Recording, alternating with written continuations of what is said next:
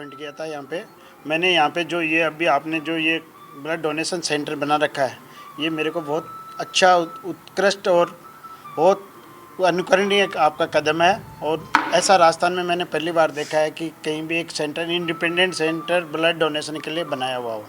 दूसरा ये है कि यहाँ पे जो नारी शक्ति ब्लड डोनेशन कर रही है, ये भी मैंने पहली बार देखा था। अकेली नारी शक्ति यहाँ ब्लड डोनेशन कैंप लगा के ये बाकी नारियों का भी उत्साहवर्धन कर रही हैं, क्योंकि ब्लड एक ऐसा बॉडी का पार्ट है जो कि किसी भी कंपनी, किसी भी मानव, कोई भी निर्मित साधन से नहीं बनता, ये मानव के शरीर में बनता है। ब्लड डोनेशन अब हम 120 दिन में रेगुलर डोनेट कर सकते हैं, साल में 4 बार अपन डोनेट कर सकते हैं किसी भी बीमारी से।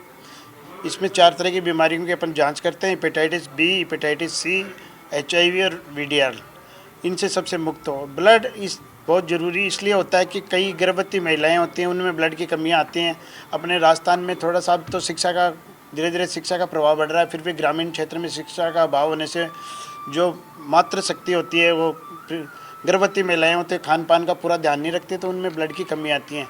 तो मेन तो ये जो डिलीवरी टाइम में बाहर से जो केस आते हैं, उसमें कई तरह की समस्याएं होती हैं, तो उनके लिए ब्लड अति आवश्यकता। दूसरा, रोड साइड एक्सीडेंट होते हैं, ट्रॉमा, जिसमें ब्लड की इसलिए आवश्यकता होती है कि ट्रॉमा का जो पेशेंट होता है उसको कौन लेके आता है, कौन नहीं लेके आता है, किसी को पता नहीं होता, उसके साथ कोई भी रिश्तेदार नहीं होता।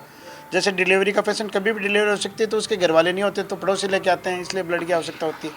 कई और कुछ थैलेसीमिक पेशेंट होते हैं जो जन्म से उनमें एक डिफेक्ट होता है, हीमोग्लोबिन डिफेक्ट होता है, उसके कारण से उनको ब्लड बार बार चढ़ता है। कई बच्चों के तो महीने में 1 बार चढ़ता है, कईयों के 2 बार, कईयों के 3-3 बार ब्लड चढ़ता है, तो उनको ब्लड की आवश्यकता होती है। थैलेसीमिक बच्चे ब्लड उनके पेरेंट्स देने के उसमें नहीं होते, क्योंकि कईयों के थैलेसीमिक मदर फादर दोनों भी थैलेसीमिक टाइप होते हैं। इस कारण से ब्लड डोनेशन एक महान, एक शुद्ध दान है जिसमें किसी तरह की मिलावट नहीं होती, जो कि मानव शरीर का पार्ट है।